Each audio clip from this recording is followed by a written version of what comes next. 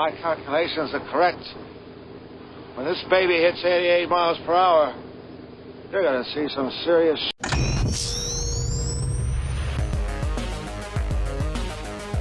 It has begun! The Enrichment Center is required to remind you that you will be baked, and then there will be cake. Program complete. Enter when ready.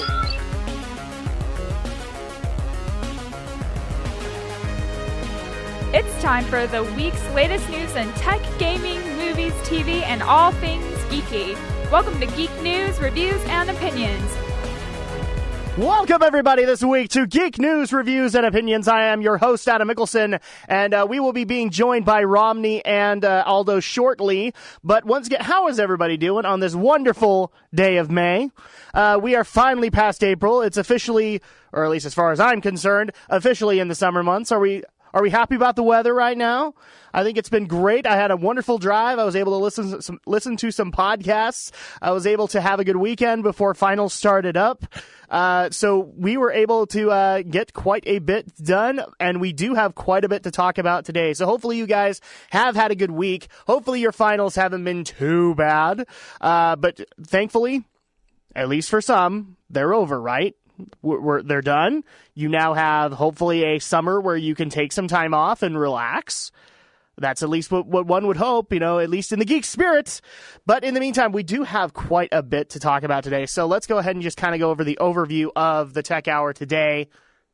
And like I said, we will be being joined by Aldo pretty soon.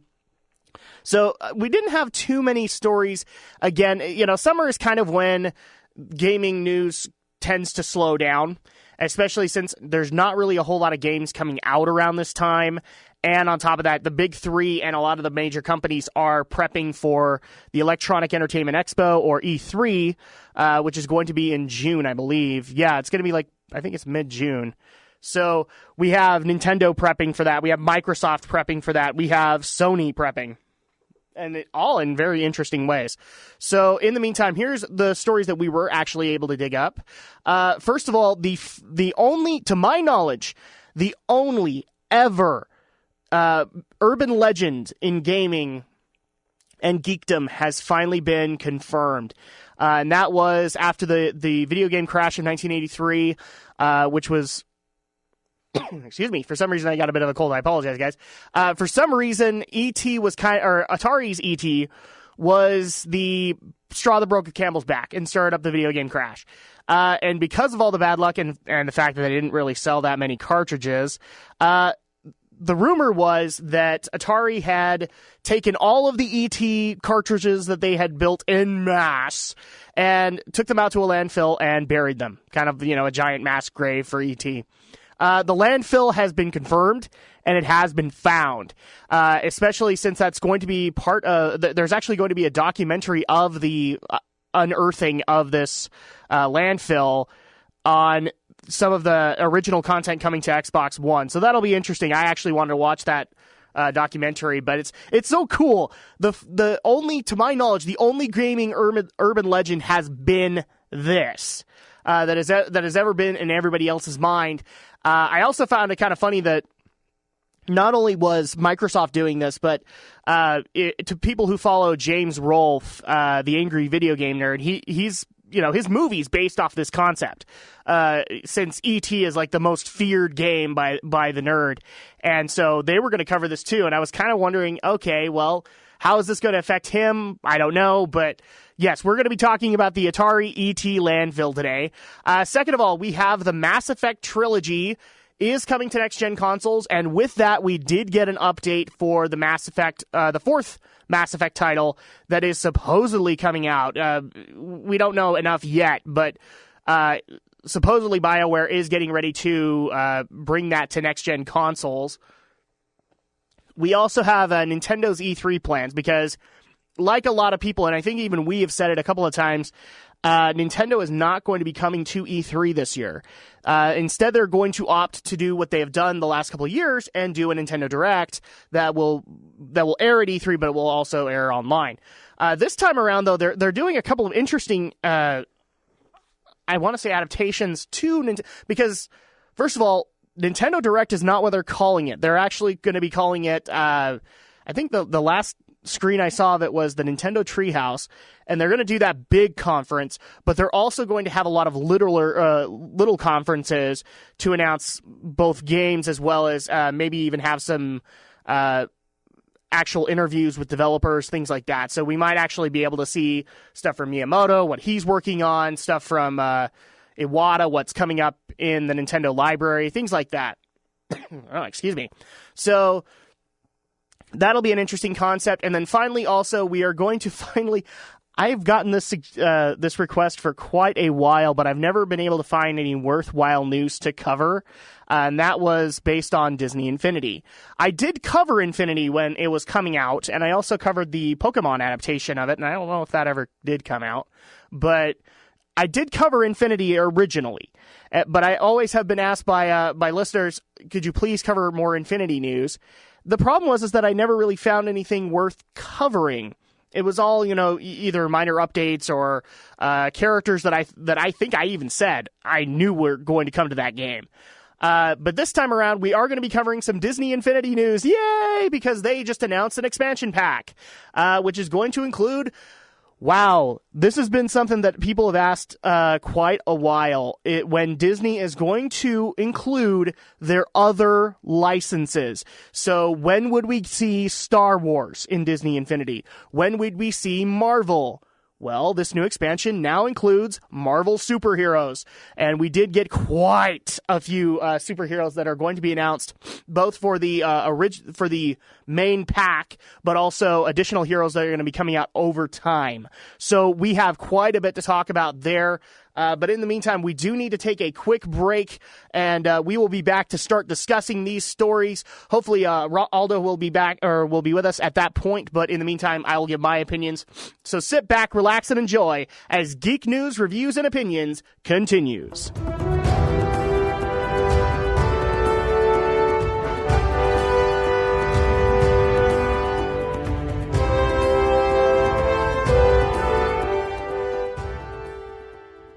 Welcome back, everybody, to Geek News, Reviews, and Opinions right here on Radio SLCC, your online student source. Okay, so let's go ahead and get into this. Unfortunately, Aldo isn't here yet, but that's all right. We're going to get into my opinions on the stories of the week. So, first of all, I want you to close your eyes. If you're driving, don't do this, okay? I don't want you dying or anything like that, but close your eyes. You're a gamer. We were probably all kids at the time. Atari is the biggest thing ever with the Atari 2600. And in this particular era, we have been saturated by a bunch of games that aren't necessarily living up to what they should be. Here's an example. Pac-Man has hit the arcades. Atari decides that they want to get involved in this. And they don't make a game half as good as it for the Atari 2600. Then Steven Spielberg's E.T. the Extra-Terrestrial has come out. And it is wonderful. It is awesome. We as kids enjoyed it. We as kids loved it. And then we heard E.T. for the Atari 2600. You mean I can actually play as E.T.? Oh my gosh, this is so cool! Then it comes out. And it is nothing like the movie. Nothing. I can speak from experience because I played it. So Atari does not... They literally build hundreds upon thousands of cartridges thinking it's E.T. It will sell well. And it doesn't. It bombs horribly. So what does Atari do? This was all rumor until now. They took the remaining cartridges out to the middle of the desert in I believe it was in New Mexico or Arizona was the rumor. And they dug up a big landfill and they put all the cartridges in it and buried it. This was the first and ever actual urban legend of gaming. This was one of those things that made you proud to be a gamer because we had that kind of a culture in it. Because we couldn't confirm if Atari had done it because Atari had long since gone under. So at that point, it was a mystery. And where to even begin looking? This game is so bad that in its infamy, I have never, maybe once or twice, seen a game reviewer online in the YouTube generation actually take this game on. If they had a 2600. Only one or two have ever taken it on and have hated it. One of the biggest requests by one of the bigger reviewers, which is James Rolfe, aka the Angry Video Game Nerd, was to do this. He gets the most requests for it. But it is so epic in its failure, he decided to wait until a movie. I really thought that the whole purpose of the movie was going to be to find this landfill, and it would be a great story. The only difference is that rumor has become fact. We have found it. 2,600 Atari ET cartridges have been discovered in the Alamogordo, New Mexico landfill. This, to me, my opinion on it is very simple. This is so cool, and yet so horrible. People might be confused about why I'm saying that, but this has been a big urban legend. Like, nobody thought that that's what Atari did with all those cartridges. Maybe they burned them. Maybe somebody still has all the boxes. But this is real now. And it's so real, in fact, that that Microsoft, in their new effort to do what they're calling it is Xbox Entertainment Studios. This is the people that when the Xbox One was announced, we're going to be doing the Halo series. We're going to be doing, and I've heard now 2 Halo series. I've heard a couple of other possible ideas, but as part of their launch, they're going to be doing a documentary based on E.T. They actually were the ones that discovered it. And they put up a bunch of pics, guys. I recommend that you go over to either Google Images or IGN.com and look at some of these things because it's gaming history right there. And I can't help but wonder if some of those cartridges are going to end up on eBay and they're going to sell for quite a bit. I mean, one of the pictures that I'm looking at right now is one of the construction crew. He has opened up one of the ET boxes, and it's got like an advertisement for Raiders of the Lost Ark. It's got its game manual. It's got a little Atari game log, I think for maybe passwords or something like that. And then you've got the cartridge itself, and it's hammered. Obviously, it's been in the ground for quite a while, but I can't help but look at this as gaming history right here. Because we've discovered this, and yes, it's a dirty part of history, guys. I'm not denying that. Okay, E.T. was horrible, but at the same time, the fact that there was this rumor going around that it was so bad that Atari had to bury away their sin is so cool, and even better. We have boxes still in the dirt with Starburst labels or Starburst wrappers right next to them. It's just history right here. So as far as I'm concerned, E.T., yes, it's a horrible game, and I will never play it again. I mean, I don't even have an Atari 2600 to play it, but it's become a staple of history. And at that point, it has to be, to some extent, respected. And actually, really quick, Aldo is just barely joining us. All right, so we are actually being joined in studio live with Aldo Gomez, the game reviewer for The Globe. And he's looking forward to a wonderful summer because he gets some time off, right, Aldo? I mean, seriously, man, you've worked your hardest. A little bit of time off. Probably gonna keep writing in this summer, but the thing is, convention season starts up for me. So amongst all my game reviews, that's another thing I do is I frequent a lot of conventions. That's cool. All right. So, especially since you were able to do the Sully Comic-Con fan experience, and maybe we'll get into that later in the hour, but let's just go ahead and get into the stories of the hour. Yeah. First of all, I've been discussing it right here now, and I've set the scene perfectly. Because the first story is about the infamous E.T. landfill has been discovered. Yes. Gaming's only, as far as I'm concerned, only urban legend that has never been confirmed until now.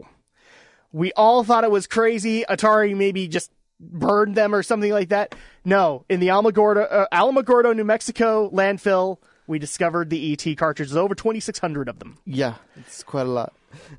I would not be surprised if there was more in that desert. I really wouldn't.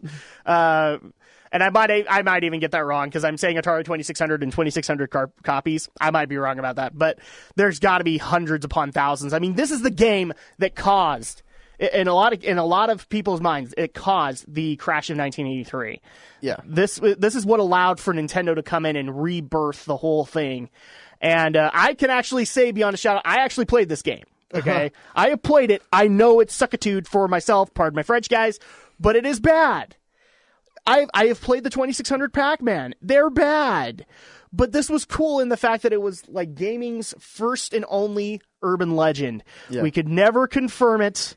In fact, one of the things I brought up on the show is James Rolfe was going to be doing his Angry Video Game Nerd movie, and the premise of the story was E.T., because that was too big for an episode.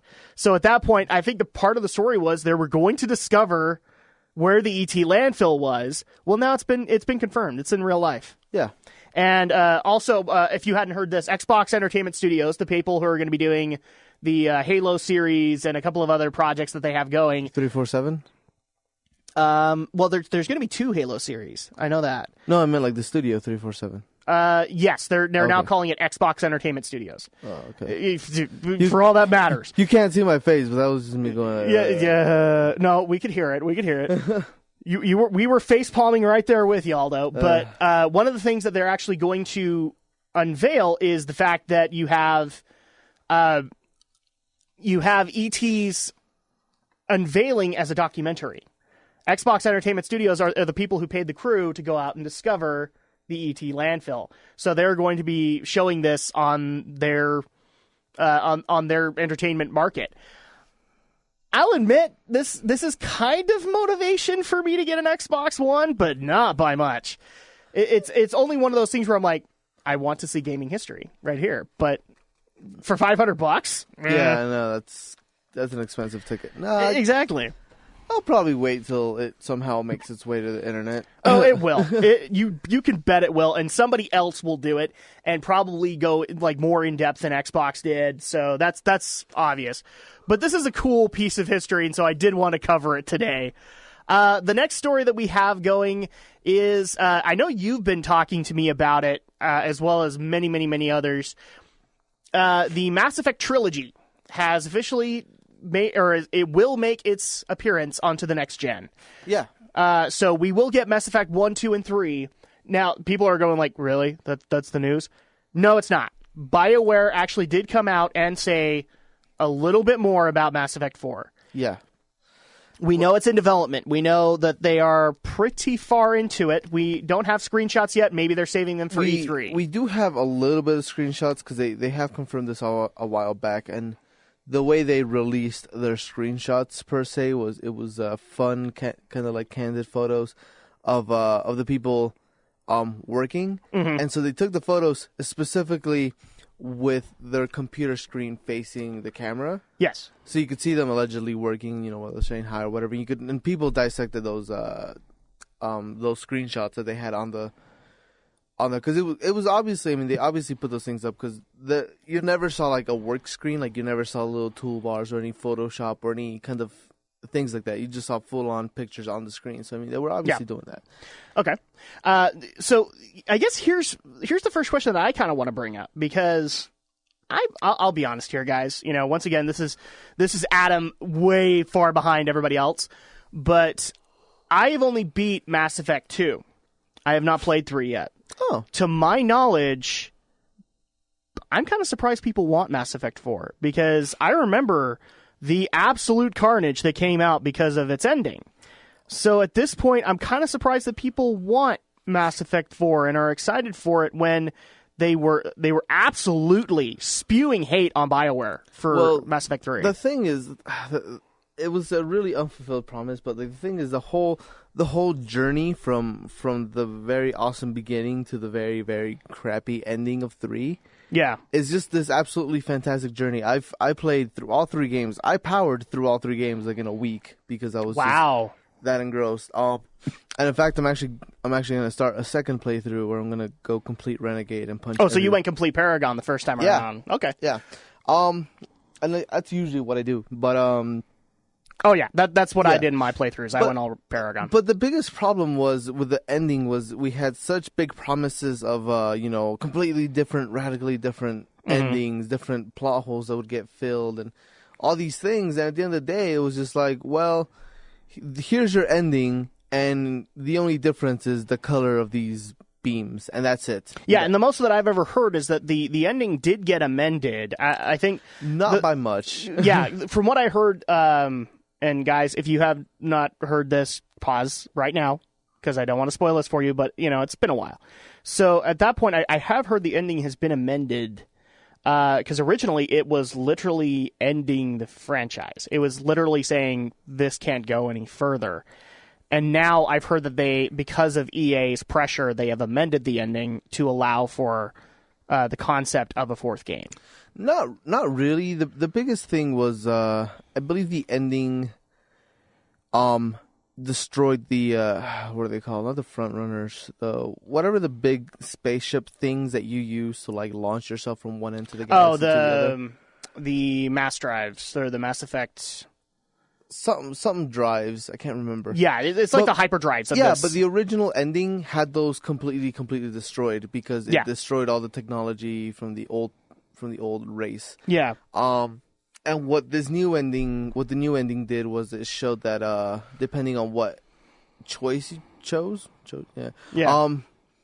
it did it so that in the good endings, I guess, they weren't destroyed. They were just kind of broken. They just kind of exploded a little bit, and they were fixable. And some of them were still working and that type of thing. So that was kind of the biggest. Yeah, I mean, the first thing that came to my mind, again, I haven't played 3, so I can't vouch for that. But when people told me that had happened, I mean, the first thing that came to my mind, I don't know if you've actually played this, Aldo, but have you by chance touched the Xenosaga series at all? Yeah. Okay, so that for me, the first thing that came to mind was Episode 3's ending, where basically all of their jump points in the UMN or the Unus Mundus network has come completely crashing down. So you can't use that for space travel anymore, and so at that point, space travel becomes slow to a crawl again. Yeah. So that's really what that sounded to me like, which wasn't ending the friend. I mean, if those things were powerful enough to destroy the universe, I would have expected that. But that was the part that I couldn't get onto, is that they didn't seem like they would destroy anything. It just meant space travel was going to get slower. And that's pretty much what it did more than anything, allegedly, just isolated the humans even more because everybody had that hyperdrive technology. And they didn't. Humans barely started tapping into it, but and where I'm at, I mean, they're barely a member of the council. Yeah. So at that point, they really don't have any permissions. They don't have any excess technology. In fact, the Normandy was supposed to be kind of their biggest achievement in that, and then it got destroyed up until 2, and then Cerberus creates that, and I doubt Cerberus would ever work with the Alliance. So. This is going to be an interesting concept, but the first thing that comes to my mind was I do remember stuff being said about Mass Effect 4, one of which Shepard was not going to be the main guy. Yeah, no. What? So the main thing with Mass Effect 4 is they've come out and said that the story they wanted to tell with Shepard, that whole story has been done. They set out their goal, which is good. Don't push it forward any more than you have to. So what I have understood from the last press release they did, or last announcement they did, was that it was supposed to take place, I think, 200 years in the future after Mass Effect 3. Yeah, it was supposed to be like some huge jump in time to a new character. Yeah, so the idea was that everything in the Mass Effect trilogy happened, but you have a brand new crew, brand new people, and you're going to explore new parts of that giant universe that they created that we hadn't seen before. And I think it's been hinted at that we might see Liara again. Yeah, I had heard that too, because obviously the Asari can live for a long, long time. They have like 1,000-year lifespans. I'm sorry, I have to get this beef out of my system, but I mean, I've played the first 2 games, and don't get me wrong, I like Liara as a character. My problem has been in the first 2 games that, okay, 2 of the characters that I have liked have not been human characters. Okay, yeah, they have been Liara, and I love Tali. Tali is a very fun character. The only problem that I have is they're both romanceable options, but if you technically look at their lifespan and things like that, they're kind of jailbait. Yeah. They're, like Liara's technically like a 16-year-old in her age. In her culture, yeah. In her culture. And then Tali is like 14 or something like that. Yeah. She like super young. And so at that point I'm like, these are really cool characters. Yeah, I want to romance them. And then I found out their age. I'm like, oh, no. And then you meet Samara, and then you're like, oh, no, she's too old for me. Are you talking about Samara? Yeah, Samara. The Justicar? Oh, yeah. But I still love some of the dialogue with her because it was like, I especially loved when she goes, do you know of your human culture and their samurai? And I'm like, that's so cool. You're mentoring the samurai.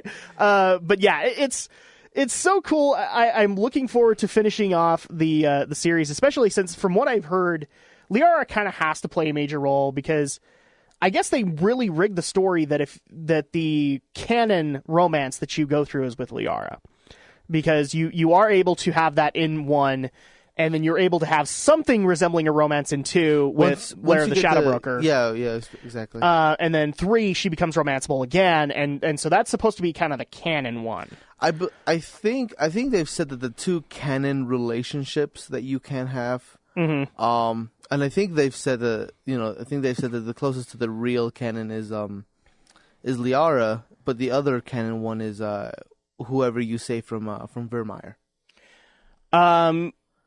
Oh, you mean the so like either Ashley or Kaiden. Or Caden Alenko. Yeah. And sadly, my guy cannot go with the guy-on-guy action because I killed Caden. He can in 3. Yes, I know you can in 3, but Caden is dead. And I actually kind of regret that now because Ashley's kind of a dingus. Yeah. So the coolest thing about Caden I found out was in 3. So when you start 3, they tell you what they've done since Mass Effect 2, which has been like 1 or 2 years, I think. Yeah. And they reveal to you that Kaiden has since created his own Black Ops biotics team. Nice. And so he runs a little crew of Black Ops biotics, and I'm like, that is so much more amazing. So what you're basically saying is that Caden Alenko has become the Solid Snake of the Mass Effect universe? Pretty much. That is awesome. All right, well, we actually need to take a quick break, but when we get back, we might be talking a little bit more Mass Effect, but we're also going to get into Nintendo and their plans for E3, because they unveiled those. And then we're also going to be getting into Disney Infinity, because we finally, after so many people have requested that we talk about it, we have something to talk about. So sit back, relax, and enjoy as Geek News, Reviews, and Opinions continues.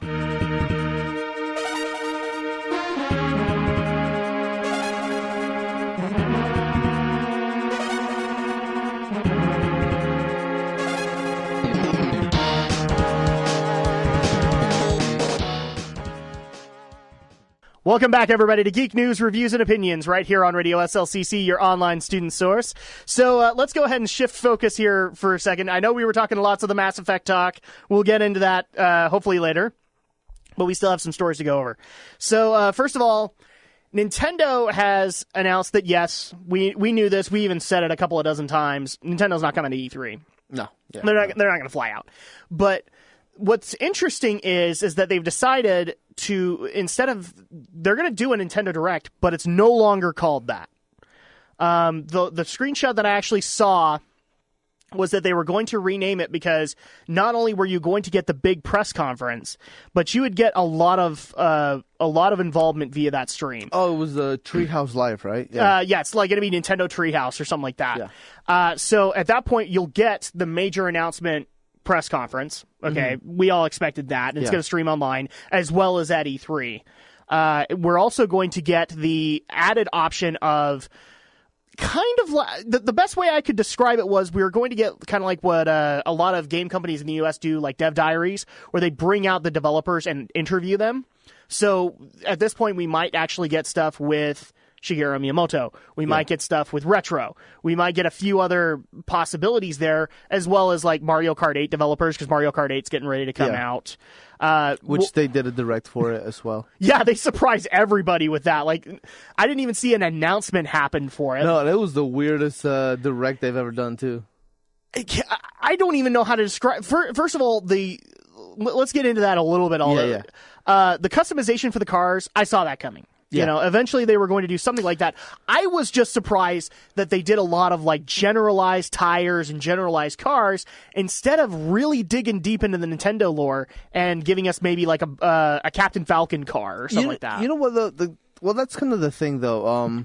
I think that's two things actually. In my opinion is I don't think they're gonna stay generalized. I think what they're showing us is generalized. I think they want to leave us. They want to give us something to surprise. There's less than a month to go, and I think they need something to keep us, interested. I'm going to assume that the bare minimum, we are going to see customized bodies, car bodies. And I would love to see that. I mean, especially because if you look at the screenshots, I mean, what's her name? Baby Rosalina has that little baby carriage with the horses on it. Oh, man. That was the other thing that was so weird. So we got Baby Rosalina, and then we got the pink gold Peach. Yeah. What? Because they don't want to make her fat, but they need to make her heavy somehow. Again, what? This is your justification for not bringing more Nintendo Universe into this thing? And that's kind of the other thing is, a lot of people were complaining about that Smash Direct a while back where they had that. Not the Smash Direct. It was just. You mean like me, where Nintendo... I complained endlessly about Samus? No, we're not going there. No, not that one. No, the Direct before that one where they had that little video of Kirby riding on Rainbow Road with all the kart racers. Yeah. And people thought it was a Mario It was a Kirby Kart announcement, yeah. But that's kind of the thing is that they don't really want to bring in a whole lot of Nintendo stuff. They want to kind of stay to Mario franchise, kind of purely Mario franchise.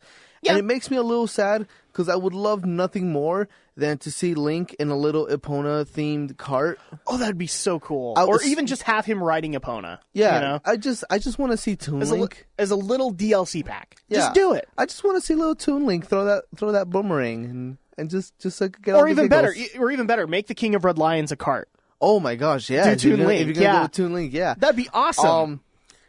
But yeah, so at the same time, I'm kind of not surprised that there's nothing big Nintendo themed, but I do appreciate. I mean, yeah, I am. I'm going to assume that I am going to see some sort of Donkey Kong barrel cart for him, probably. And then I have heard that they. Here's the other thing too: is that a lot of people. The big question is the courses in Mario Kart 8, which have not really been announced. We have heard that, like Mario Kart Wii, where they did a lot of. Heritage courses where they brought in some N64, some Super Nintendo, some DS courses, which were really fun, by the way. And I haven't played the DS games. They're going to bring back a lot of those as well, including there is actually a possibility we might get other Nintendo themed levels, just not necessarily characters. Which for example, we might get something from like Tropical Freeze, for DK. I think Pilot Wings has been confirmed. I think there is. There's a Pilot Wings level in Smash Brothers, and I think there's one for Mario Kart 8. I think so. Yeah, I know the one I'm really excited for is for the retro courses, which is what they're calling them now, is Toad's Turnpike from Nintendo 64. Oh, I love that one. And it looks amazing in one of the things that actually made me kind of happy was, one of the legacy parts of Mario Kart has always been the Rainbow Road. Yeah. Has always been the Rainbow Road. And so they actually announced that they were going to do... First of all, their Mario Kart 8 Rainbow Road will be just absolutely awesome. Yeah. And they're even saying that it will be a homage to all of the other courses. But they also said that there was a possibility that all of the previous Rainbow Roads would make it into Mario Kart 8 at some point. So we could get the Super Nintendo version. We could get the N64 version. I just want to see the Rainbow DLC pack. That's all. I would pay money for just a DLC pack with all the Rainbow Roads. That would be awesome. I would pay for it. Oh, yeah. Just because Rainbow Road is like the one thing that is unique about Mario Kart that makes me excited is, what are they going to do with the Rainbow Road this time? I was excited when Smash announced it, as a level. So, and then I'll admit, with the Nintendo announcement that we got, I don't know if you saw this video, but the Reggie Fils-Aimé. Oh my gosh, yes. Which was basically Reggie Fils-Aimé, the Terminator. Oh man, absolutely awesome. I love how Reggie is willing to kind of buy into the meta that he has become online. I love the fact that he choked the man. Yes. I also especially like that he walks into the press conference room and he's just like, forget it, I'm going home. No, it was like the conference room. Oh, okay, and he okay. literally melts somebody with lasers. And nobody bats an eye. Nobody bats an eye. It's just like, hey, Reggie, how are you? No, I love the fact that, like, you want to cancel your dinner with President Barack Obama, and I was like, what? What? But I do love the part where he walks in on himself in the office, and he's just like, forget it, I'm going home. Yeah, exactly. And especially since we've heard for the longest time, I've actually seen actual campaigns to get him as a character for Smash Brothers and the Wii U. Where you see like the whole thing, Reggie, his body is ready. Yeah. And then there's actually, go look this up, Aldo, there are actually petitions to get Reggie in the game. And I've said this before, if they're going to get Reggie in, there's only one way to do it, and it's to do it as a Mii character, to give you the option to play as him, or even Miyamoto, or whoever. Yes. But I've always thought of the Mii character should be a customizable character for local play only, where you can... Yes. Because they've said that you have customizable moves. Mm-hmm. Why don't you make a custom character with your Mii, and he can all his B attacks come from different characters? Or another thing that I've actually, sorry, let me finish this out real fast. But like when you have Reggie or anything, have them have their own set moves. Like they chose what moves they want or something like that. Oh yeah, that'd be totally awesome. Anyway, sorry. I mean, one of the things that I love about the Wii U is that like when you play a game, it is saved to your profile. So at that point, like I can go play Wind Waker HD at my own pace, and my wife can play it at hers. And so at that point, it would be actually cool if you had like this whole Mii directory, and you could actually pick which one is your Mii character in Smash Brothers. Because I would totally pick a Reggie character. Yeah, because you can learn how to pre-generate one. But actually, since we keep going back to Smash Brothers, also the announcement that they did their collaboration again with Best Buy. Yes, during E3, the fact that you can go to, I think, almost any Best Buy, I think you have to check first, and play Smash Brothers. Yeah, they'll have a dev kit, and so at that point you can play I think it's going to be the 3DS version this time around. I think they said it was the Wii U version. Oh, they were going to get the Wii U version there. Okay. Because I knew that they wanted to promote the 3DS version coming out in the summer, so it was going to be there, so that people could try it out. Might be both. I think what I heard or read was it was the Wii U version. I'd have no problem either way. Yeah. I think that'd be a great idea. I think the Wii U one more than anything, just because I think it's easier to set up. Probably. And to have more people play it, I think it's easier. Probably. Now, as much as we have talked about Nintendo, we do have one more story to cover. Okay. And so let's go ahead and go into that really quick, because the Tech Hour is coming to an end, guys. Oh, no. I'm sorry. So I don't know. I think I've even mentioned this to you, Aldo. Ever since I talked about Disney Infinity back in the summer, I've been asked why I don't cover Disney Infinity news. And the only reason that I don't cover it is because there isn't much to cover. Every character that comes out, I predicted it, that it was going to come out. Jack Sparrow, Lone Ranger, they're all going to come out. Yeah. This time around, we actually do have something to talk about, because another big question that people ask, Disney Infinity, when are you going to include the other bought properties of Disney? Yeah. Well, they just announced that they are going to do a whole expansion based on Marvel superheroes. Oh, yeah. So we're going to get kind of an introductory pack, which will include a wide variety, and I've heard a number of lineups for that. So I'm not going to cover that overall, but we have got the following confirmed for Disney Infinity thus far. Hawkeye, the Hulk, the Winter Soldier, Iron Patriot, Captain America, Iron Man, Black Widow, Thor, Loki, Spider-Man, MODOK. Why MODOK? Because he's a giant baby in a metal chair. And the one you will appreciate, Rocket Raccoon. Yes. Raccoons. And I think I saw Groot in the trailer. Groot is in it, and even more. And I've heard a bunch of others in that regard. I've heard Wolverine is confirmed for it. I'm not surprised. I've heard pretty much every X-Men member has been confirmed for it. Yeah. So at that point, that's where it becomes kind of an interesting aspect. Another one that I loved was...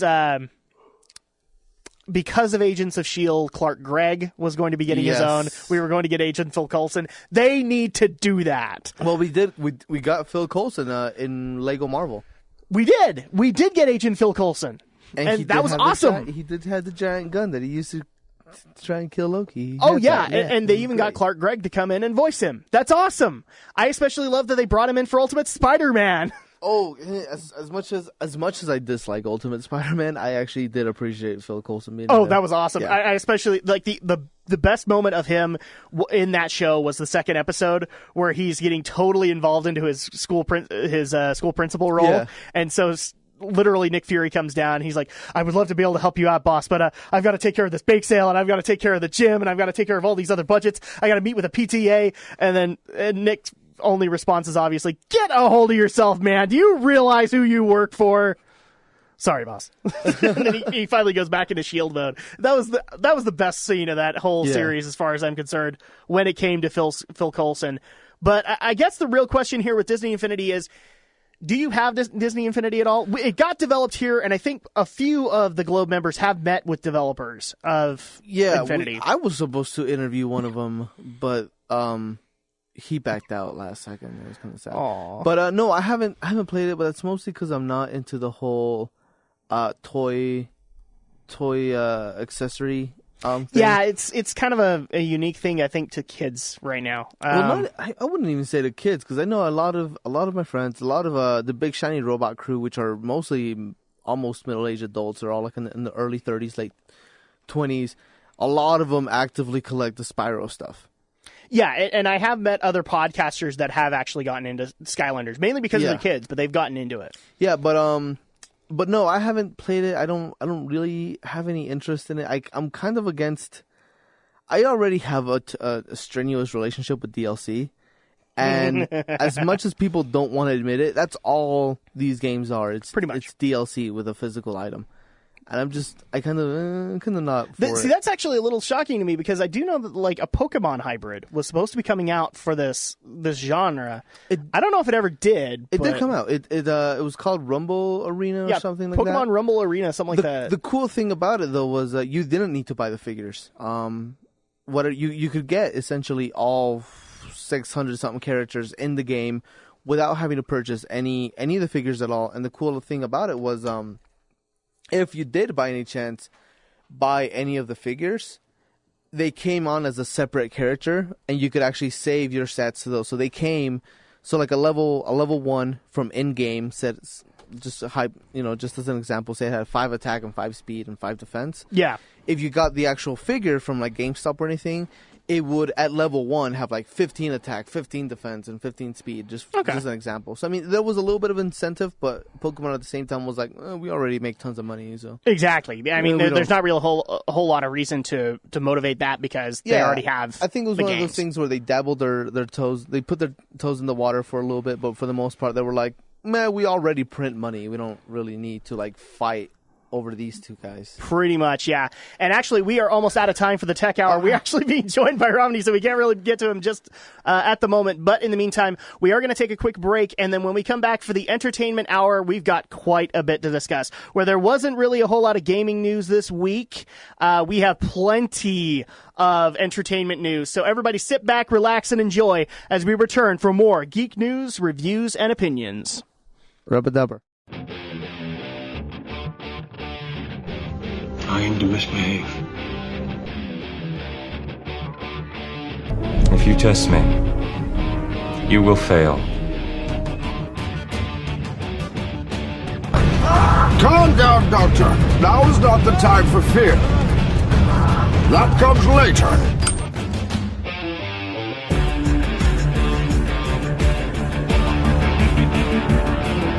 Okay, look. We both said a lot of things that you're going to regret.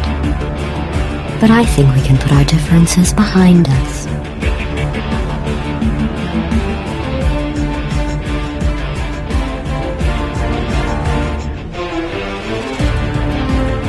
You thought this was over? But we've only just begun to geek out. Welcome back to Geek News, Reviews, and Opinions. Welcome back, everybody, to Geek News, Reviews, and Opinions right here on Radio SLCC, your online student source. How is everybody doing this wonderful day of May? Thankfully, for me and Aldo and Romney, we are almost done with finals, hopefully. Almost. Almost, yeah. So we have, thankfully, less to worry about in that regard, and then we get to move on to summer and do all the various things that we do in the summer. Yeah. So in the meantime, Romney, you are joining us right now. How are you doing this wonderful day? Pretty good. I mean, I could do without the allergies, but so far, so could we all. Not too much to complain about. Just trying to get the last stuff all put together since I take project-based courses. They have all the final projects, and I'm trying to get all that hammered out. Same here. I've just had a bunch of projects, especially since radio is one of them. I'm just getting all this stuff in, as well as over to YouTube and also over to all the other various places I want to put it. But yeah, so I totally understand, and it also sounds to me like summer isn't necessarily a time of relaxation for you. Nope. It's that you need to get a bunch of crap done. One of which I actually was wondering, I know you get into some of the early screenings. Have you seen Spider-Man yet? Yes, I have. I saw it last night. Okay, I'm going to keep you down to... No, well, we'll get into that later, because I really do want to get into your opinion of Spider-Man 2, because now it's out. I have to ask the question, did he use Bing again?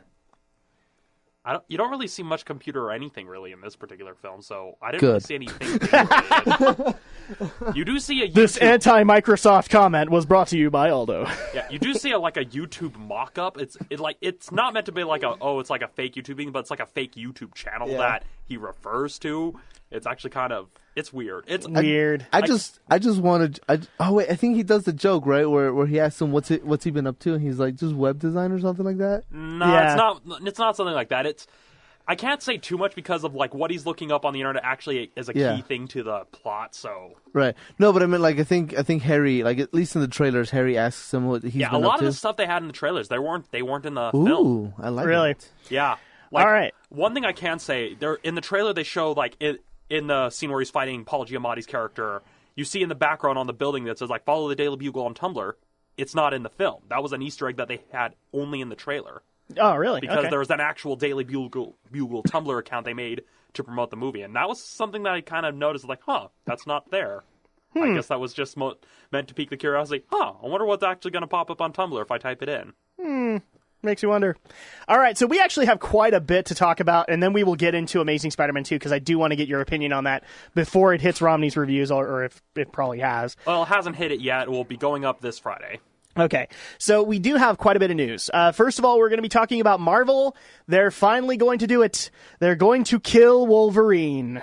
They've officially announced that they are going to kill him, to which my response right now is going to be, for how long? Yeah. It's comics. People don't 4 stay... months. For how long and how many knockoffs? It's comics. People get better. Yeah, it's for how long, and are we going to have the 4 knockoff Wolverines try to take his place? The one made out of steel, the one that wears adamantium sunglasses, and the cyborg? Yeah, it's just, we'll get into that. But I just want to know when future Wolverine is going to come back to the past. Is he going to be like, we need to find my body because I'm not dead?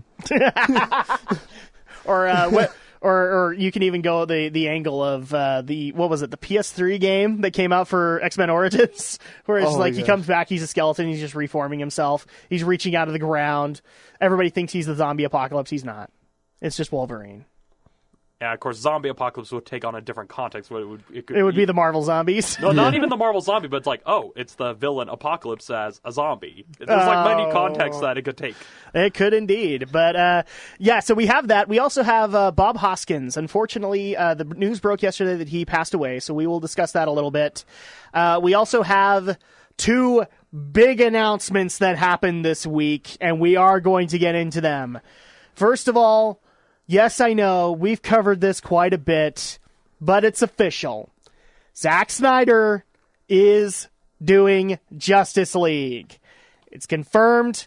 We'll get into it. And I did more than just cover the story. I reached out to my listeners as well as the Facebook universe, so to speak, and I did get actually a few questions that I wanted to bring here for us to answer in this regard. Because instead of just having us hammer over whether or not Gal Gadot is going to be the better Wonder Woman or whatever, instead, I decided to bring some actual questions here for people to answer.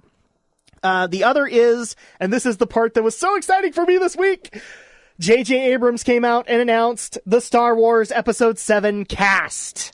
We have people now. Yeah, they've confirmed the actors, and the roles what they're playing is going to be confirmed on the 4th because of the whole May the 4th be with you thing. Yeah, exactly. So it's gonna bang. So it's going to be awesome, and we will get into that. But let's go ahead and just kind of get into the stories of the day, or the stories of the week, starting with Marvel, obviously. So what they have announced is that they are going to do, or they are going to do a comic title called 3 Months to Die, which is going to be focused around Wolverine, and that will lead into another miniseries of comics called The Death of Wolverine, to which at that point they don't really say like how he's going to die or anything like that, but they do say that he is going to end, and supposedly, at least by this writer, he is going to be ended permanently. Because apparently...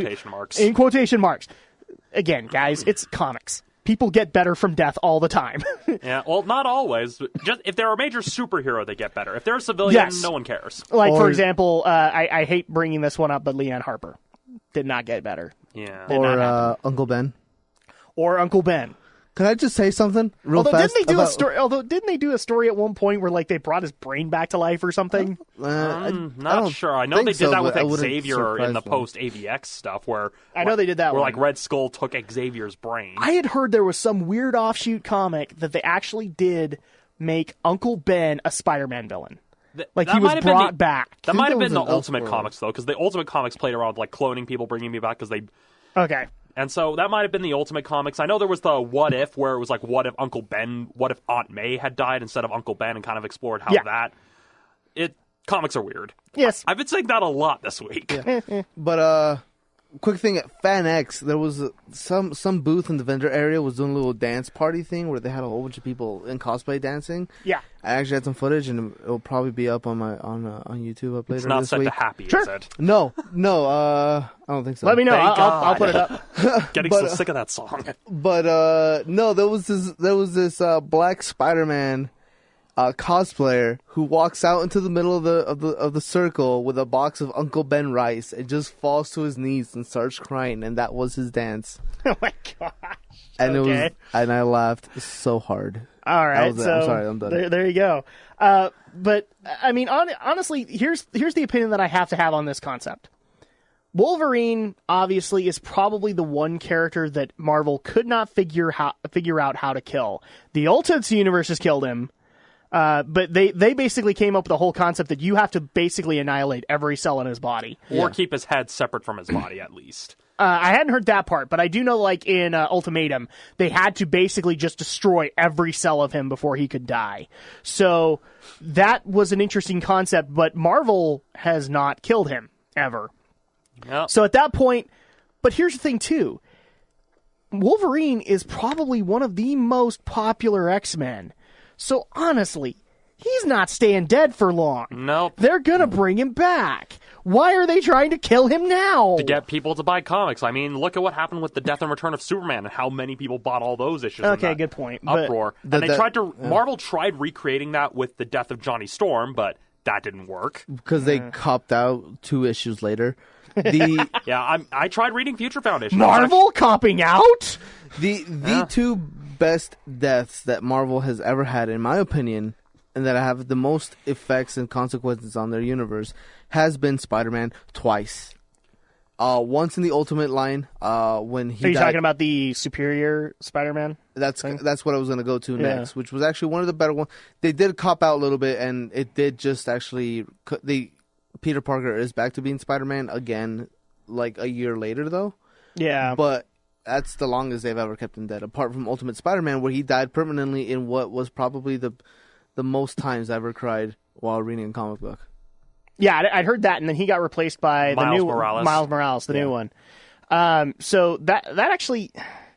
That was an interesting take, because, I mean, I'm one of those few people that actually says, I think Peter is running low on ideas here. Yeah. Because in a lot of cases, some of the complaints that can be made about Peter is that while his viewership has grown up and actually dealt with life issues, it almost seems like Peter hasn't. Well, yeah, and they had him kind of on the track to kind of grow as a character, but then came One More Day. That was like a big monkey wrench. That was the ending day I read. I think maybe I read the one after that, Moment in Time or whatever. One more day? No. After One More Day. Oh, okay. Well, yeah, like Moment in Time that basically was explaining what had been retconned, basically. Yeah, and basically saying that 30 years of marriage were now gone. And out of exactly, and also explaining what Mary Jane said to Mephisto before the deal was made. Yeah. So at that point, that was it for me. At that point, I stopped reading Spider-Man because, even though the whole Superior Spider-Man storyline sounded cool to me, I had no reason to be invested in him anymore.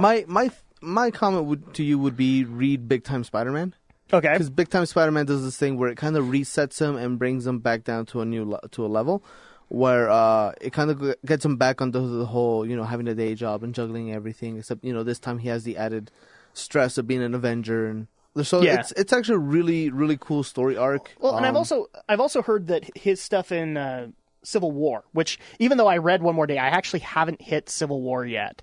Yeah.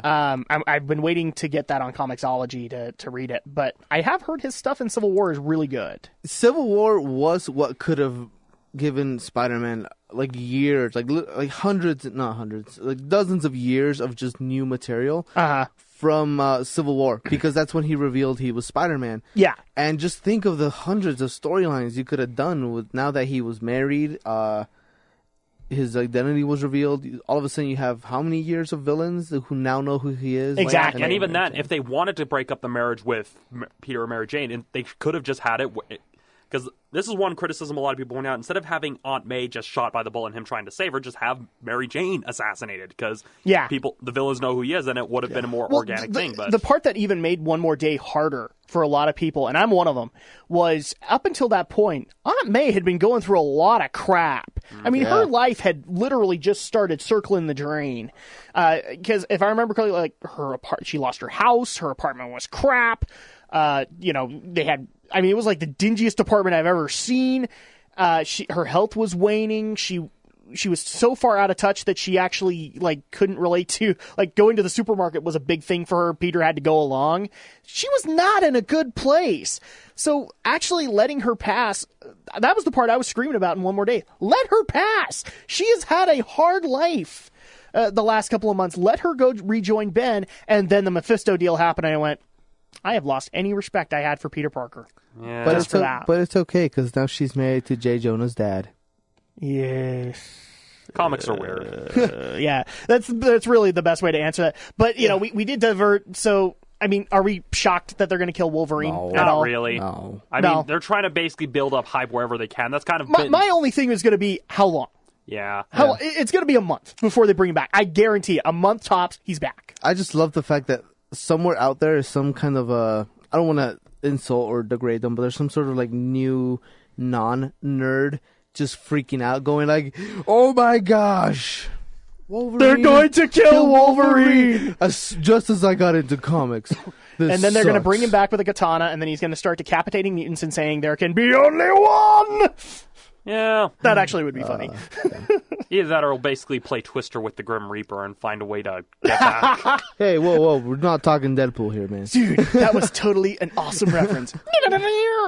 All right, we got to take a quick break. When we come back, we're going to get into Bob Hoskins and also a little bit into the Justice League and some of the questions that we have from our listeners as well as from the Facebook universe. So sit back, relax, and enjoy as Geek News, Reviews, and Opinions continues.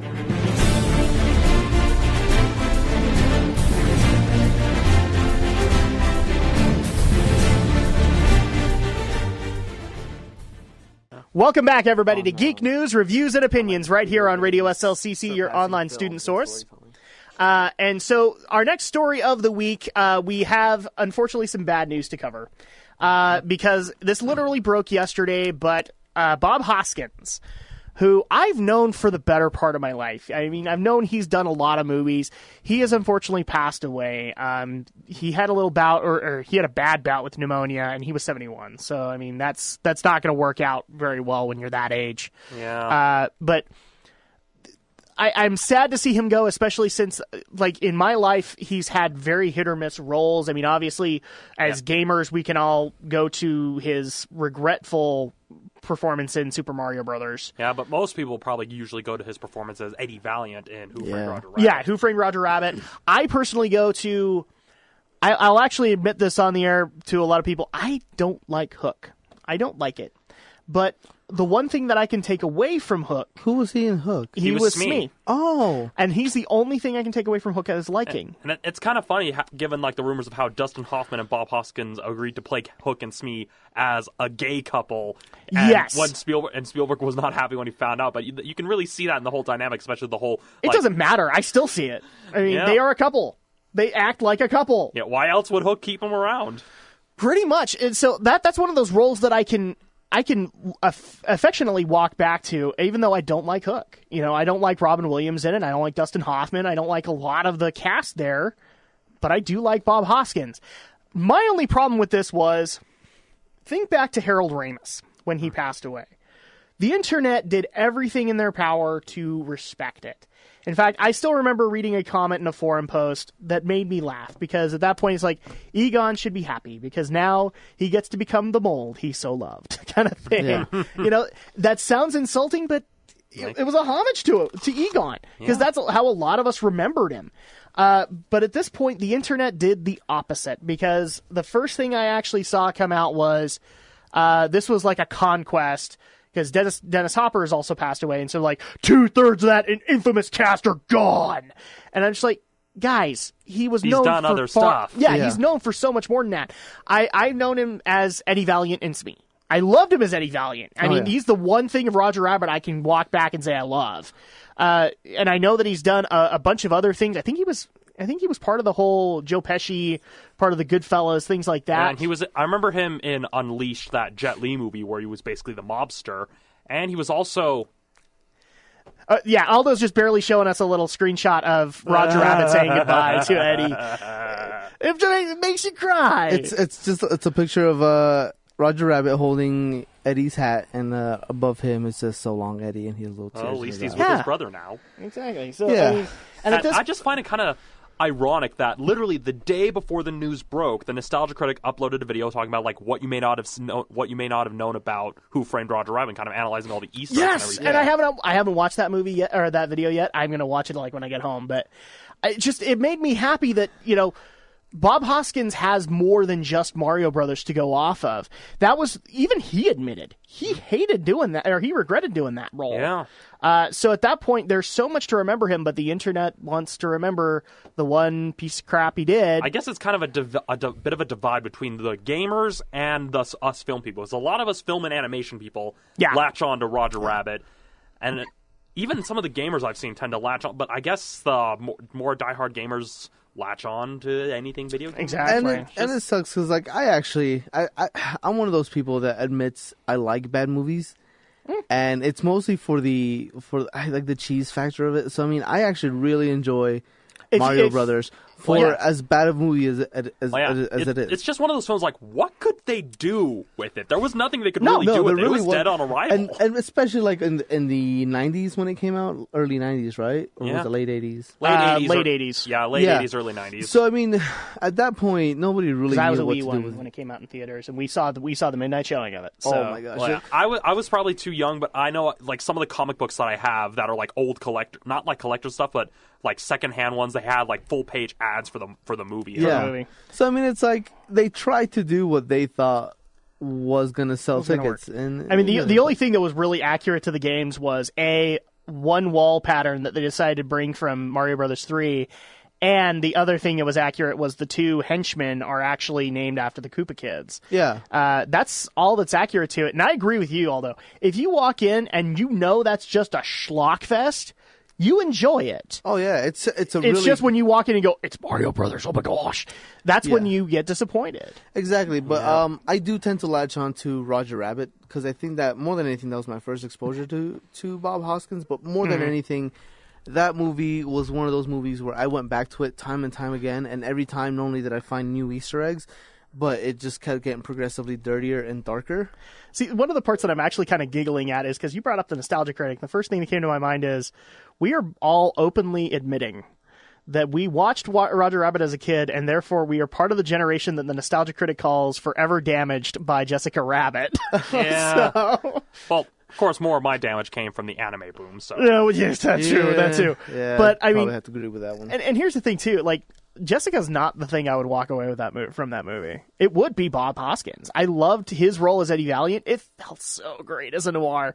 I actually I love to refer to when current day noirs are done, just refer back to Roger Rabbit because Bob Hoskins played that so well. Yeah. And here's the thing, guys. For as much as you criticize, that is the only time Bugs Bunny and Mickey Mouse will be in the exact same movie. It's never going to happen again.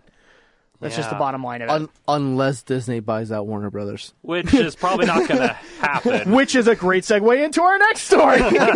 Because that might actually happen. Thank you, Aldo.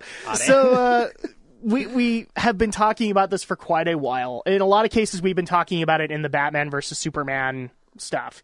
But we've all kind of said this much. We knew that Batman vs. Superman was going to lead into, if not already be, a Justice League movie. Yeah. And so this week we got our dreads confirmed because Zack Snyder has been okayed to do Justice League.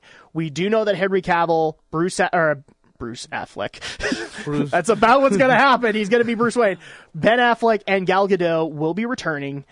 They have not said that the CW actors who play Green Arrow and The Flash will be in it. No, I think they've stated it's going to be separate universes per se. Yes, yeah. I've heard that concept, but I would not be surprised if, in order to plug those shows, Warner Brothers gets on Zack's case. I think it would actually need to be opposite because Arrow is doing so amazingly well that I don't think it needs to be plugged. I don't think it needs that support like Agents of S.H.I.E.L.D. has needed. Yeah, okay. But they probably would put in some nods at least. Yeah. Like maybe having whatever company...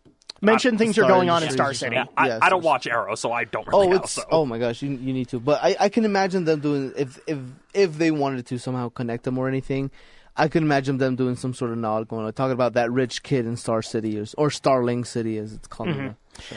So instead of going over the same stuff that we have over and over and over, and you guys know our opinions on Justice League, I instead decided to reach out towards my Twitter and my Facebook and actually ask if there were things that people wanted to know overall.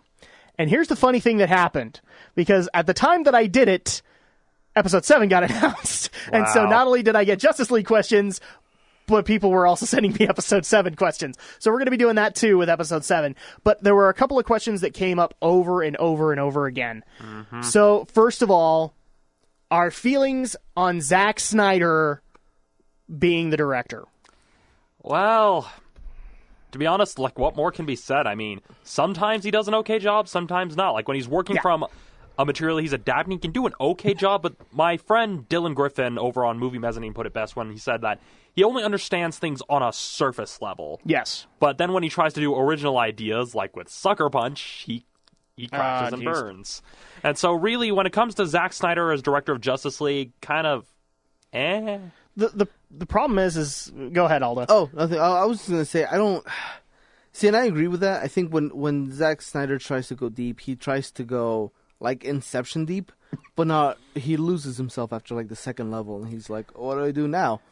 Hot chicks. Hot chicks. Smash buildings. Exactly. But Schoolgirls. But at the same time, he does get action right, like comic book action right. So what I'm theorizing is going to be the Batman versus Superman or Superman versus whatever movie.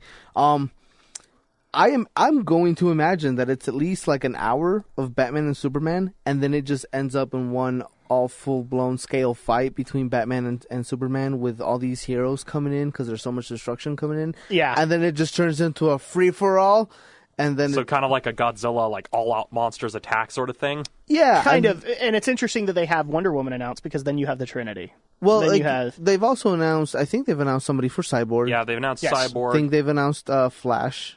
And then there's also like Jason Momoa signed on, but people are rumoring that he's either going to play Aquaman or like the two big rumors with him are that he's either playing Aquaman or Lobo. Oh my god, I would love him as Aquaman. There's actually another one that I heard, and I can't remember. I lost it. Dang it. I think like Dwayne. There's also the Dwayne Johnson rumors like that he's signed on. Yeah, Jon Stewart. I've also heard that there's a possible Martian Manhunter that's being discussed. Yeah. So this movie's getting crowded. Exactly. Vin Diesel for Martian Manhunter. Well, he's already signed on. He's already signed on as Groot though. And that's right. You can't cross the line. You can't cross it. I would just love that though. This just in. Crap! The guy who did Darth Vader. Damn it! David Prowse. No.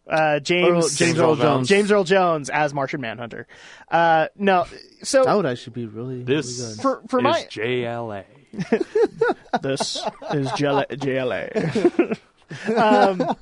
So at that point, love it. My opinion is very simple here. Zack Snyder is a very hit or miss director. Just to kind of go over, if people do not know him, let me kind of mention off a few of the films he's done. He's done 300, which is considered a great spectacle in and of itself for how he filmed it, not necessarily for the story. No. Yeah, but then again, that's also a case of it's based on something by Frank Miller, which Frank Miller in and of himself is a kind of a hit or miss sort of comic creator. Pretty much. And then we also had he was the one that did the adaptation for Watchmen, which is another 50-50 film that he did because he took out a lot of the comic but it's in order such to do a it. huge. I actually do think that what he took out and how he adapted Watchmen was actually a lot better than at least how I could have done it. Because I've read through Watchmen like 3 or 4 times, just thinking like, how could you adapt this? That was as good as you were going to get it. I really do, especially that intro sequence where it's just the credits, but he gives you the entire backstory of the original Minutemen, and I was like, and I've yet to see the actual like ultimate cut where it would have it split because it's been a while since I've actually seen Watchmen, and I've also seen like Tales from the Black Freighter and how that was initially supposed to be intertwined with the film. Yeah. So there is like an ultimate edition that has like an extra half hour of deleted scenes plus that Black Freighter stuff mixed into it.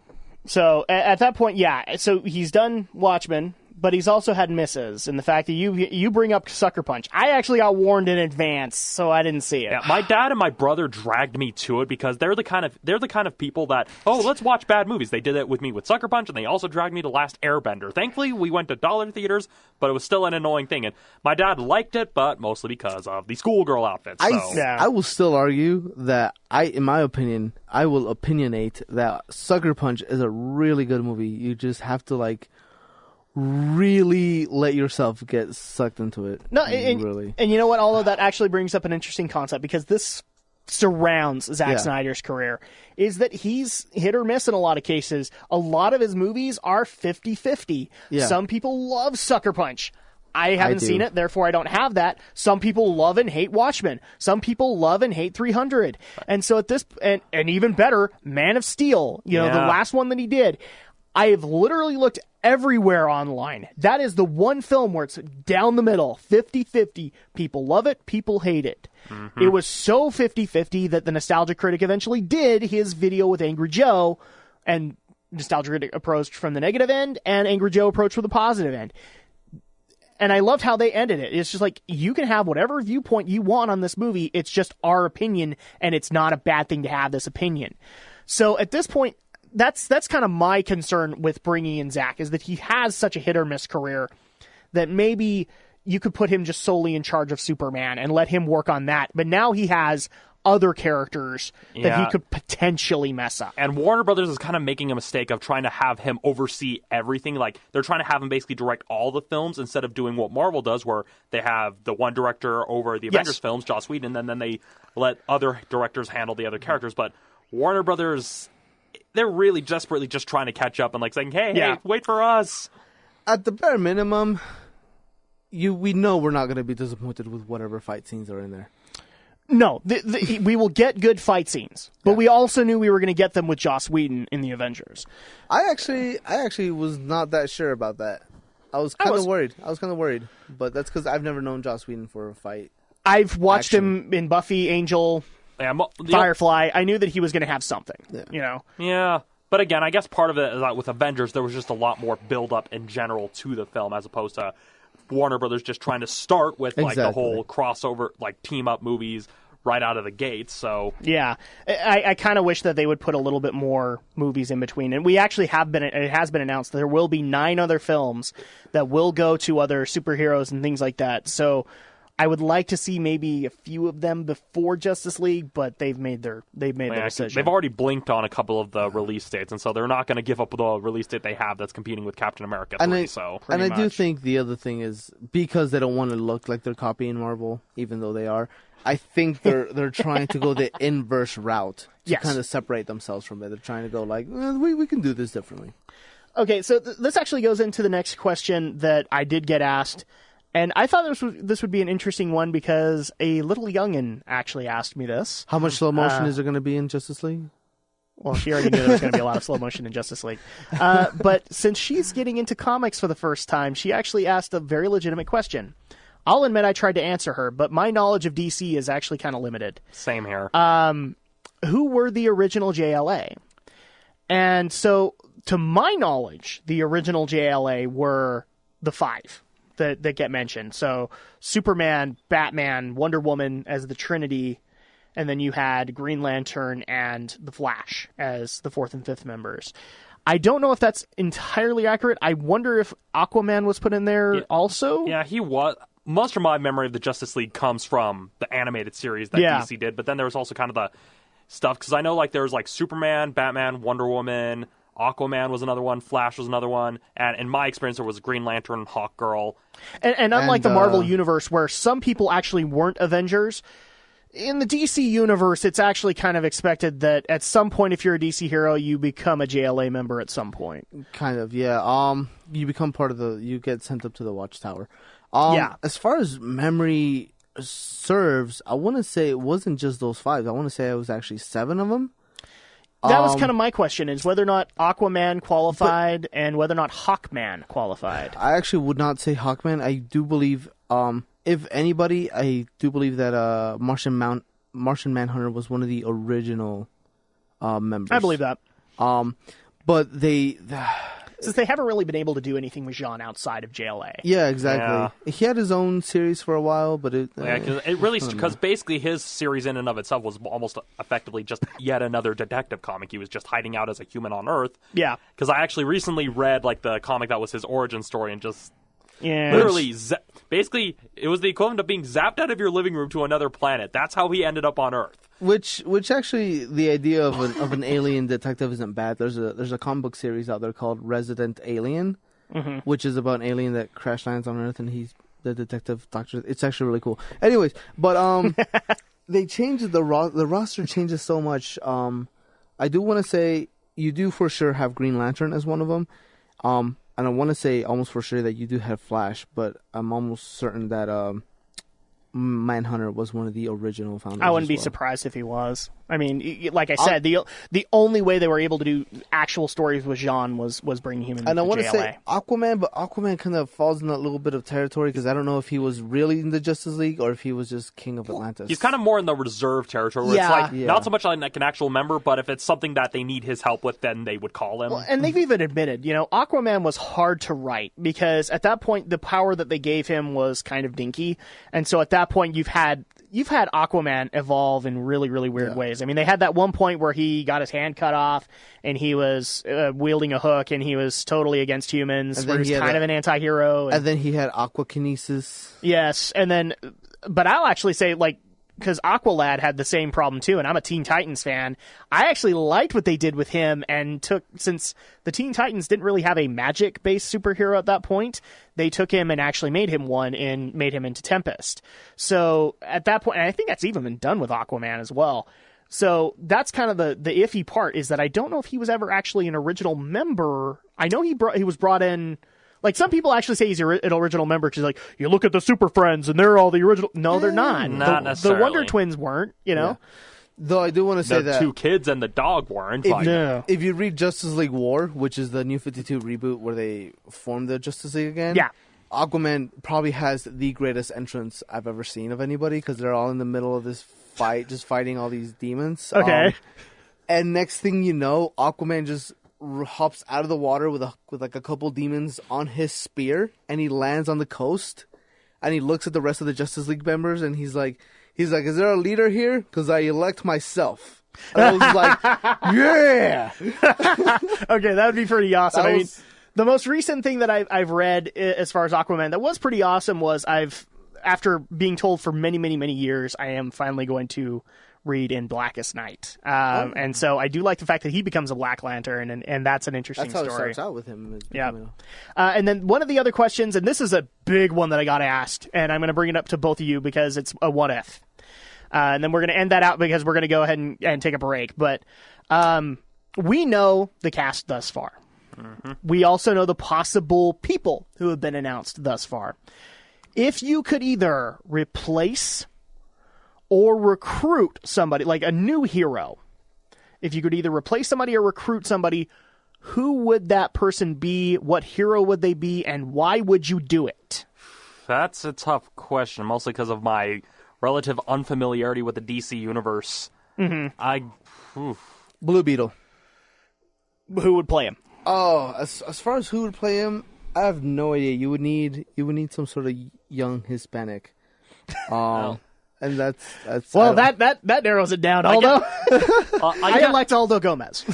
I guess in a very similar vein, I guess the hero I would probably have to say, mostly because he's the only other not hero that I remember from my childhood, would be Static Shock. Oh yeah. And as for an actor who would play him, it would depend on whether they try having it be the young kid Static Shock, or if they try to go for that older Static Shock. I think you'd have to do the kid, because this is supposed to be the original Justice League, and at that point he was a kid. So and that would be the way to do it. Plus, who, he'd be more relatable to kids. Well, and as for someone who would probably play him, the two people that kind of come to my mind that probably could do a good job would either be someone like Michael B. Jordan, or maybe even Jaden Smith, even. Because I could kind of actually see Jaden Smith do it, because the main problem with Jaden Smith and with Will Smith casting Jaden Smith as roles is that, and this may sound kind of racist, but kind of avoiding roles that basically are like African-American characters. And so Jaden Smith's acting style could be kind of similar to Will's in that regard. And so something I'd like give Jaden that. And so that I could actually see either Jaden Smith or Michael B. Jordan as Static Shock, as the teenager trying to kind of find their way as and Michael B. Jordan was the one that I'd come up with for that role, but you've kind of warmed me up to Jaden Smith. That might be a really good way for him to branch out on his own and play Static Shock, and then show people that he can actually act, and he can actually do this role. Dad to basically exactly. He doesn't need his dad to do this. He can do it with another director. He can do it with other actors. And then yours was Blue. So yours is Static Shock. Yours would be Blue Beetle. Mine is kind of an interesting one for you guys, because I actually took two angles of it. One, I do want a Green Lantern in there, and I would not mind if Ryan Reynolds got brought back in. I don't mind giving him another shot. I think he did well as Hal Jordan. I also don't mind Dwayne Johnson coming in as Jon Stewart either. But Gal Gadot, I have railed on her so much that, and here's the thing, guys, I just don't think she would work as Wonder Woman. But then I got to thinking about it. Would she work as another hero? So I actually propose this to you guys. Let's take Gal out of Wonder Woman and put her in yet another female hero where she might actually fit the look a little bit more. The ones that I brought up as an example were Zatanna or Huntress, to be able to bring her in to play either of those. Granted, they're not as well known as Wonder Woman, but at the same time, she probably fits Zatanna in frame more than she does Wonder Woman. I'd probably go with Zatanna. I think she would work that way. My only problem is with Zatanna, you really want somebody with such a big, overacting personality. Yeah. I don't think Gal Gadot could fit that. Yeah. I haven't seen a whole lot of Gal, so I don't know if that's the case, but I'll rely on you. I mean, you've seen stuff with Gal Gadot in it. All I've seen has been the Fast and Furious stuff, and even then, even for such a high action thing, she seems really mellow. So at that point, would Huntress work for her? Yeah. Huntress would another be more character that maybe they could even try bringing in, if they want to kind of go the route of having a good CGI kind of acted character, would be Andy Serkis as Etrigan. Oh yeah. I like he's the demon that Batman knows, right? From the medieval times. Yes. Because I know Etrigan. He was also, because I know that the Justice League frequently also has run-ins with Etrigan, and I could kind of see it. And really, you could if you really want to bring in Zatanna, Etrigan would be a fantastic companion, because they're both part of that magic realm thing. I don't mind Andy Serkis either, but it could work, because Warner Brothers has worked with basically Warner Brothers acquired New Line Cinema, and they're part of the people producing the Hobbits films, and so they could get Andy Serkis on their payroll. Well, and Andy's going to be directing for them pretty soon. So at that point, Andy is on their payroll already.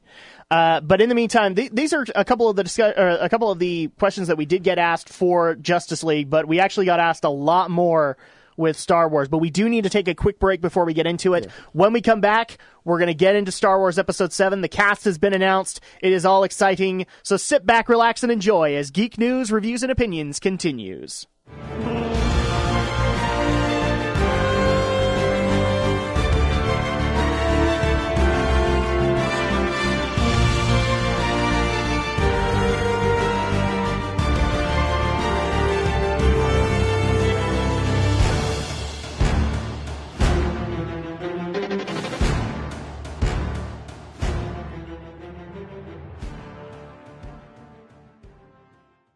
Welcome back, everybody, to Geek News, Reviews, and Opinions, right here on Radio SLCC, your online student source. So let's get into the biggest news of the week. We have a cast for Rocket Raccoon the movie. Raccoons. This just in. Luke Skywalker will be played by a raccoon.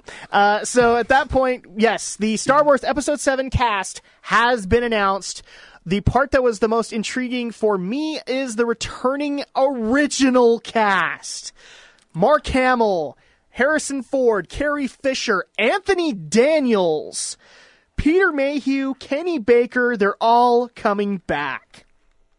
This is awesome to me, especially considering that Kenny Baker and I'm not sure about Anthony Daniels, but Peter Mayhew and Kenny Baker, not doing so hot. I mean, but they have volunteered to step in. I know that Peter Mayhew is kind of bound to, he's kind of wheelchair bound now. Well, he recently, from what I heard, I think it was shortly after Salt Lake Comic Con back in September that he had the surgery on his knees that they were that the people that were making the documentary about him were talking about, that it was shortly after that he had his knee surgery because they'd gotten enough of the funding to support it.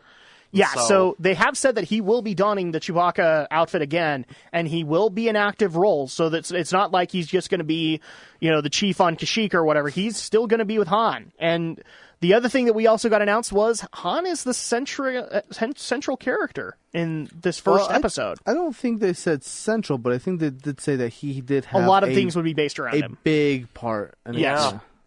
And then we also got announced I'm going to bring up the new actors because they've been getting some debate, some good, some bad. Yeah. We got John Boyega.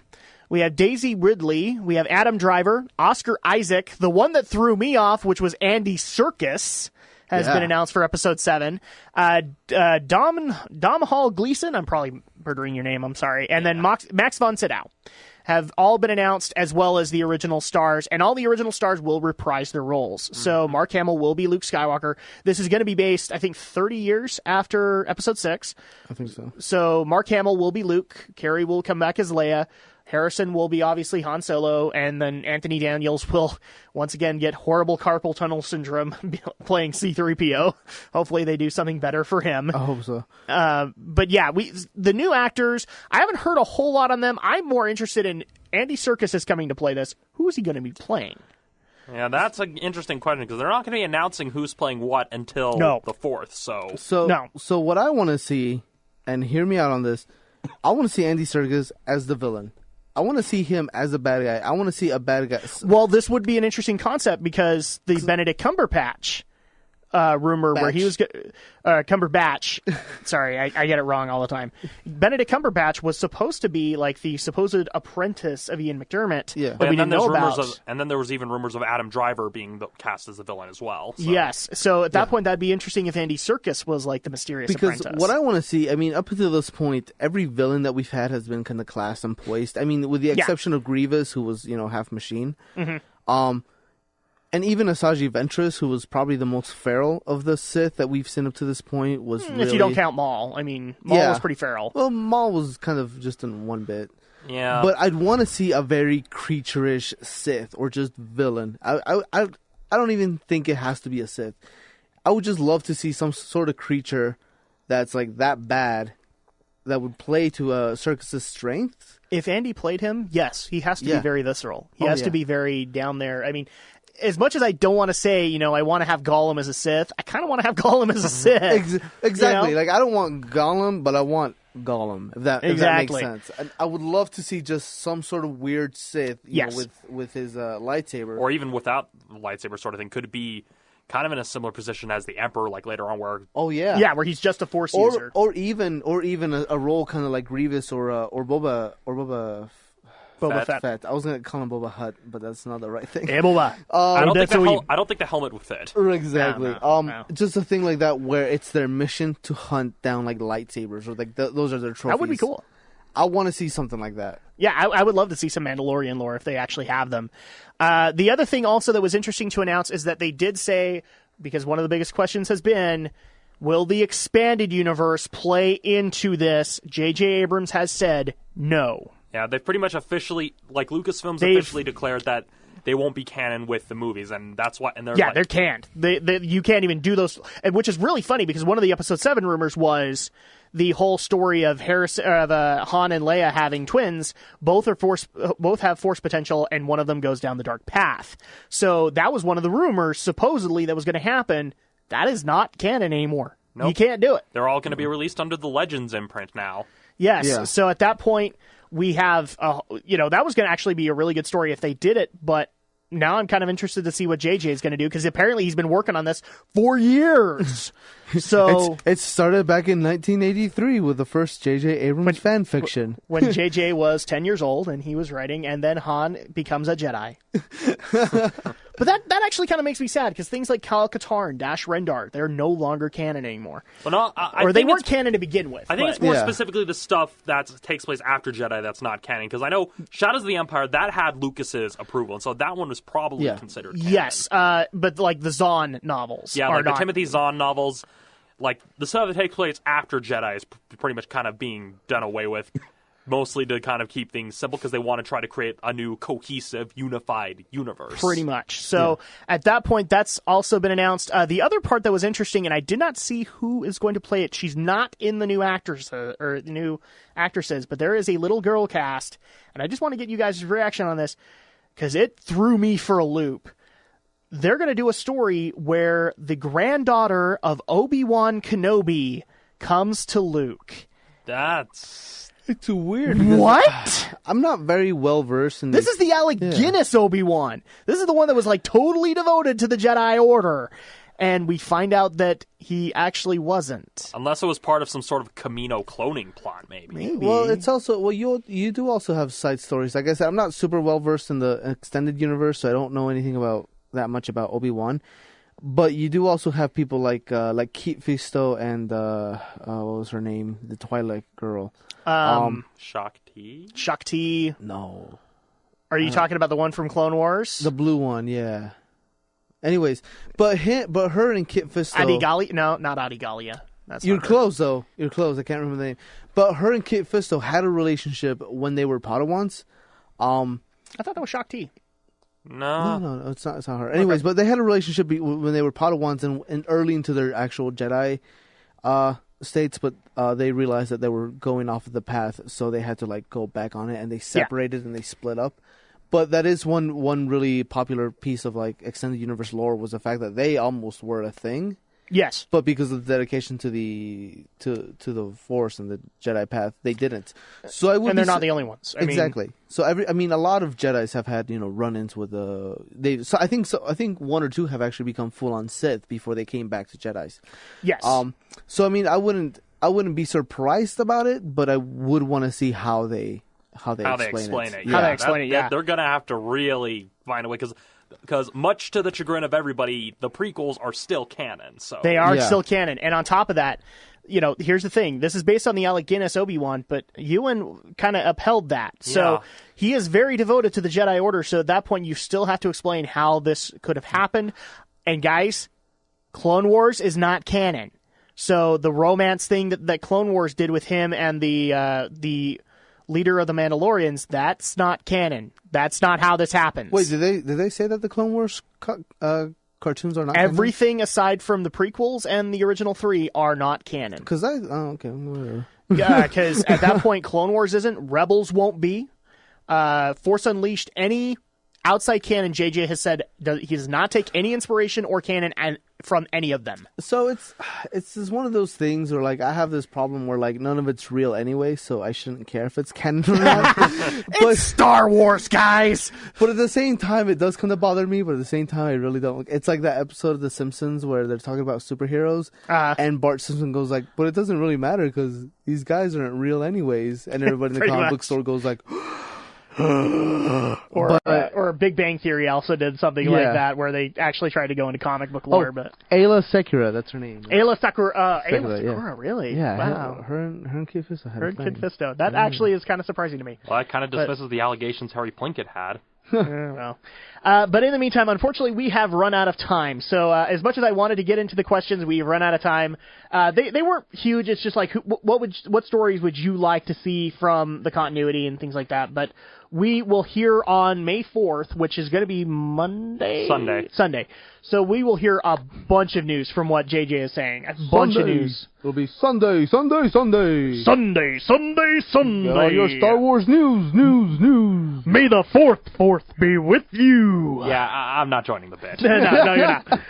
But in the meantime, if people want to get a hold of us, first of all, guys, if you guys are wondering if we're going to continue on to the summer, the plan is yes. We might change time, but we will keep people notified as we can.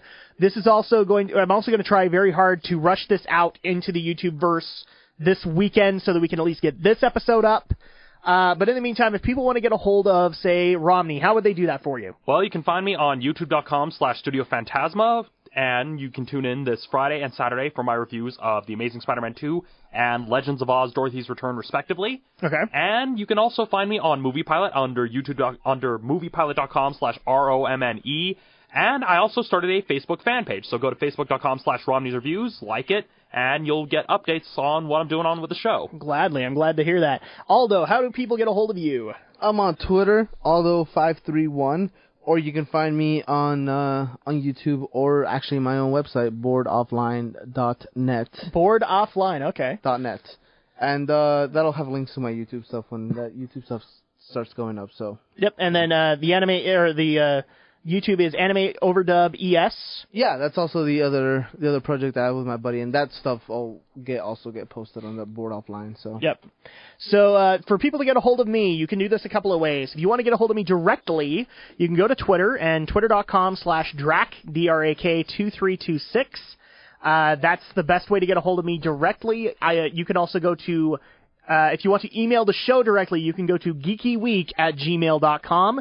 We also have our own Facebook fan page, which is facebook.com/Geek News, Reviews, and Opinions. You can also reach me on the YouTube verse. It's kind of funny. We're all YouTube producers. I'm at Drak2326. However, for people who remember our Wind Rising review, my brother-in-law Alex, the Shadow Blazer, also does a channel with me, and that is youtube.com/DrakandShadow.